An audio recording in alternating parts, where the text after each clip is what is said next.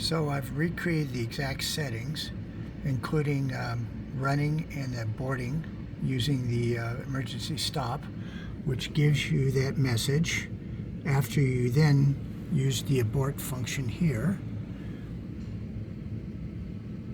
And it's the exact same screen you'll see over here. And I'm going to run this job, the drill screw holes, and sending it. And I hooked up a motor to see it running, and it's running, not pulsing. And the job is, I've run it before and it runs perfectly. It's drilling holes. The motor's continually running.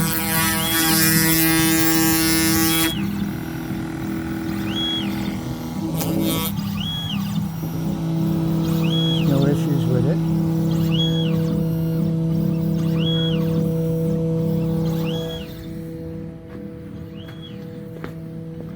So I don't know the conditions to recreate the problem the customer is having.